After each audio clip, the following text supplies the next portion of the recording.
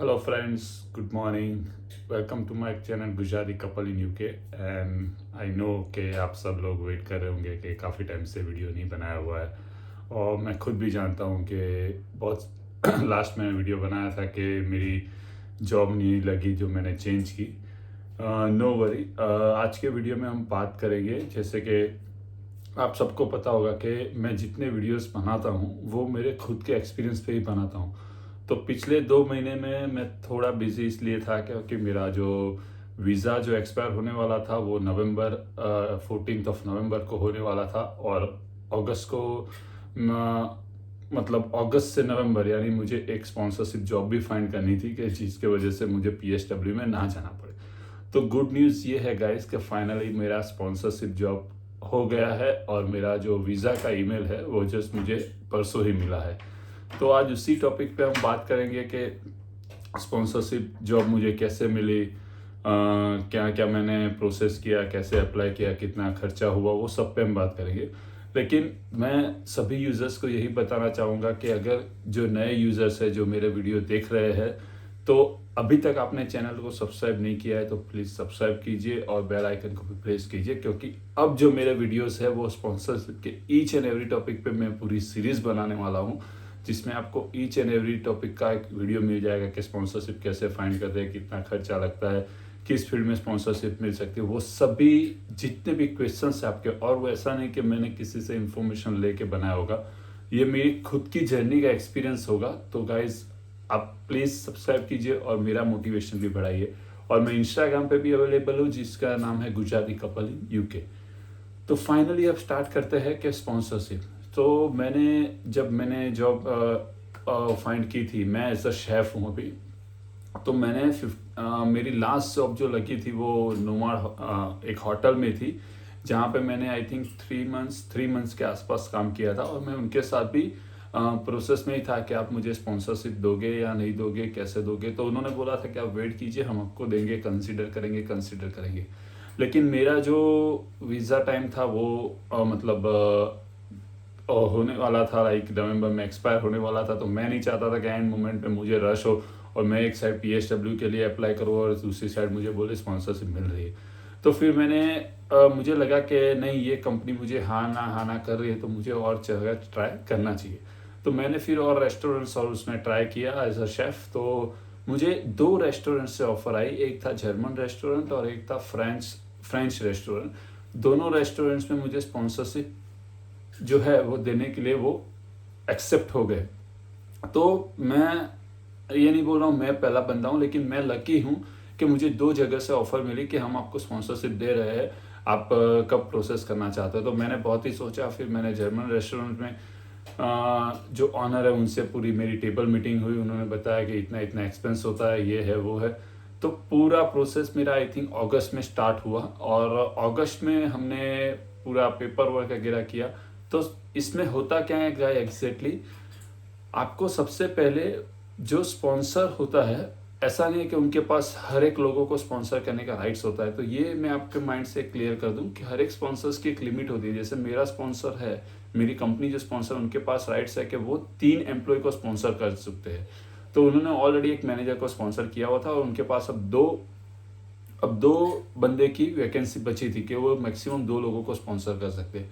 तो उन्होंने सबसे पहले मेरे पेपर्स वगैरह लिए। और पेपर्स, डोंट वरी क्या पेपर्स लिए, कैसे लिए, आपको लगेगा कि इस वीडियो में पूरा कवर नहीं हुआ है तो आप उसके लिए कोई भी चिंता मत कीजिए। हर एक टॉपिक पे मेरा इस सीरीज पे डिटेल वीडियो बनेगा जिसपे मैं पूरा डिटेल में जाऊंगा। सो डोंट वरी, ये वीडियो का मेरा मोटिव यही है कि आपको एक ओवरव्यू आ जाए कि मैंने स्पॉन्सरशिप के लिए किस तरह से प्रोसेस किया और फाइनली मुझे कैसे मिला। तो मेरा टेबल मीटिंग हुआ, उन्होंने मुझे डॉक्यूमेंट्स वगैरह मांगा। तो डॉक्यूमेंट्स में आपको बीआरपी और मैंने पासपोर्ट और मेरा एनआई वो प्रोवाइड किया। और उन्होंने मेरा सीओएस अप्लाई किया, मतलब सर्टिफिकेट ऑफ स्पॉन्सरशिप। तो जनरली सर्टिफिकेट ऑफ स्पॉन्सरशिप आने में टाइम लगता है 1 दिन एज पर यूके भी है, और मेरा आई थिंक हो गया था 4-5 दिन। मैं वरी था कि अभी तक मुझे सीओएस नहीं मिला। तो मैं उनको भी फॉलो कर रहा था, उन्होंने बोला कि वेट कीजिए। Finally I think within 1 week मुझे सीओएस मिल गया। अब सीओएस हमारा पहला गुड न्यूज़ होता है कि अब आप आगे प्रोसेस कर सकते हो। तो मैंने सीओएस के बाद जो फॉर्म्स वगैरह भरना होता है, तो मैंने कोई सॉलिसिटर्स की हेल्प नहीं ली है। तो जिसके दिमाग में ये डाउट चल रहा है कि विदाउट सॉलिसिटर ये आप नहीं कर सकते, तो ऐसा कुछ भी नहीं है। मैंने मेरा पूरा पेपर वर्क, मेरी वाइफ का, मेरे सन का पूरा पेपर वर्क मैंने खुद किया है, कोई सॉलिसिटर की ज़रूरत नहीं है। तो हमने पूरा डॉक्यूमेंटेशन प्रोसेस किया, फॉर्म फिल किया, फॉर्म में क्या क्या डिटेल होती है, क्या मांगते हैं, वो भी मैं आपको शेयर करूँगा। अब मैंने ये पूरा प्रोसेस आई थिंक अगस्त में किया, 26 ऑफ अगस्त, और मैंने अपॉइंटमेंट ली बायोमेट्रिक्स की 29 ऑफ अगस्त।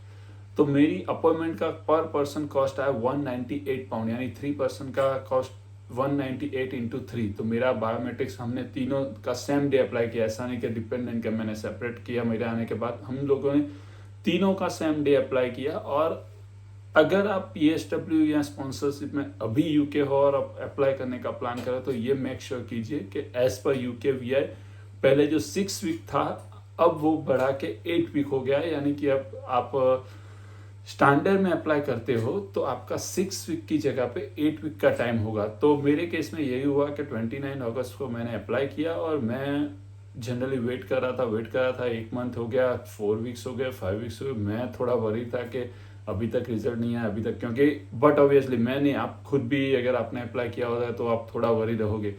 तो मैंने भी इसलिए बहुत कम लोगों को बताया था कि मैंने स्पॉन्सरशिप मुझे मिल गई है, मैंने अप्लाई किया हुआ है, ऐसा कुछ, क्योंकि मैं पूरा रूटीन में ही चल रहा था कि जब तक गुड न्यूज़ नहीं आता है तब तक किसी से शेयर नहीं करते। तो फाइनली 7th वीक, और 7th वीक मेरे लास्ट ट्यूसडे को ख़त्म हुआ, और वेडनेसडे को मुझे एक मेल आया मॉर्निंग में 10:30 के your UK VI application has been successful. मेरा, मेरी वाइफ का और मेरे सन का, तीनों का मेल हमारा एक साथ ही आया। तो फाइनली मुझे स्पॉन्सरशिप मिल गई। तो मेरी जर्नी इस तरह से स्टार्ट हुई कि मैंने जॉब सर्च की, मैंने एम्प्लॉयर से डिस्कस की, उन्होंने एग्री किया, और फाइनली स्पॉन्सरशिप मिल गए। और अनदर गुड न्यूज़ ये है कि मेरा BRP जो है, आज मुझे नया BRP डिलीवर हो जाएगा। क्वेश्चन होगा कि मेरे कितने साल की स्पॉन्सरशिप है, तो मेरी 3 साल की स्पॉन्सरशिप है। मेरा जो प्रोफेशन है वो शेफ़ है।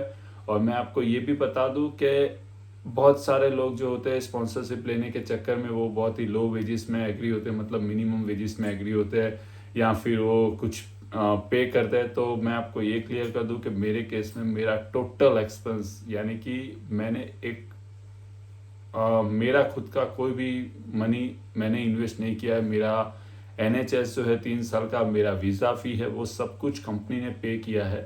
तो ये आपकी और कंपनी की बॉन्डिंग पे डिपेंड है, उनको आपकी कितनी रिक्वायरमेंट है, आप किस तरह से उनको कन्विंस करते हैं, वो सब कुछ इस पर डिपेंड है। तो कोई ऐसा बोल रहा है कि यहाँ पे स्पॉन्सरशिप जॉब लेना बहुत ही इम्पॉसिबल है या बहुत ही टफ है, तो ऐसा कुछ नहीं है गाइस। मेरे पास मास्टर्स करने के बाद 2 चॉइस थे, आइदर मैं अपनी IT फील्ड में जाऊँ या मैं नॉन स्किल फील्ड में जाऊँ। तो नॉन स्किल में 2 ही फील्ड बचती है अगर आपको स्पॉन्सरशिप लेनी है, तो एक है शेफ और दूसरा है केयर वर्कर।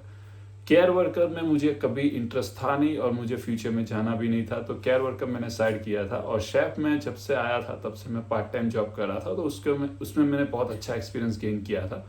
तो शेफ में मुझे अश्योरिटी थी कि हाँ, मुझे शेफ में मिल सकती है जॉब। IT में भी मेरा गुड एक्सपीरियंस था, लेकिन IT में विद इन ग्रेजुएशन के बाद विद इन 3-4 मंथ्स में स्पॉन्सरशिप जॉब ढूंढना थोड़ा डिफिकल्ट है। तो इसलिए मैंने उसमें कम ट्राई किया था। मैंने सोचा था कि अगर कुछ नहीं होगा शेफ में और PSW में जाएंगे तो डेफिनेटली फिर हम IT में मूव ऑन करेंगे, क्योंकि 2 साल का मुझे टाइम मिलेगा। लेकिन फॉर्चुनेटली नवरात्रि के टाइम पे मुझे ये गुड न्यूज़ मिल गया। और another good news, with in very soon baby born भी होने वाला है। तो मैं इंस्टाग्राम पे भी ऑलवेज एक्टिव रहता हूँ। या मैं ये जानता हूँ कि मैं वीडियोस बहुत कम बनाता हूँ, लेकिन जो मेरी ऑडियंस है उनको पता होगा कि मेरे वीडियोस जो बनते हैं वो जेन्युइन एक्सपीरियंस से बनते हैं। जो मेरे वर्ड्स होते हैं वीडियो में वो भी एक जेन्युइन होते हैं, कि कहीं ना कहीं ऐसा नहीं कि मैंने किसी से सुना, कहा और देखा और मैंने जस्ट व्यूअर्स या सब्सक्राइबर बढ़ाने के लिए वीडियो बना दिया। मेरा जो ये एक्सपीरियंस है वो मेरे खुद का है, मेरी खुद की जर्नी का है। तो कहीं पे भी अगर आपको कोई डीमोटिवेट करता है कि आपको बिना रेफरेंस से ये नहीं हो सकता, आपको स्पॉन्सरशिप नहीं मिल सकती, तो मैं यूके आया तब से लेके बहुत ही चैलेंजेस जो नेक्स्ट टू इम्पॉसिबल थे वो बहुत ही मैंने फेस किए हुए, और उस पर भी मेरा एक अलग से वीडियो बनेगा कि क्या क्या एक्सपीरियंसेस मैंने फेस किए हैं, कि जो नॉर्मल बंदा है अगर वो फेस करे तो वो ये सोचे कि क्यों ये मेरे साथ ही हुआ, क्यों इसमें ऐसा होता है, ये नहीं हो सकता है। हमें काफ़ी लोग गुमराह भी करते हैं, तो ऐसा कुछ भी नहीं है।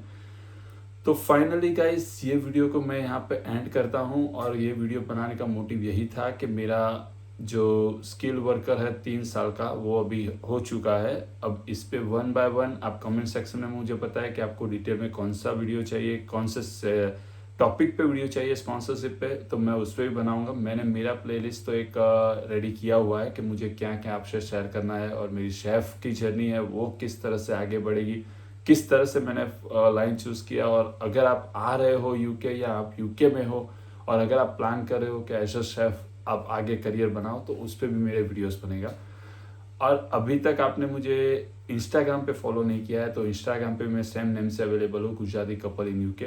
तो मैं गाइस इतनी ही रिक्वेस्ट करूँगा कि प्लीज़ बी इन टच, और ये जर्नी अब बहुत लंबी होने वाली है। Thank you, bye bye, take care.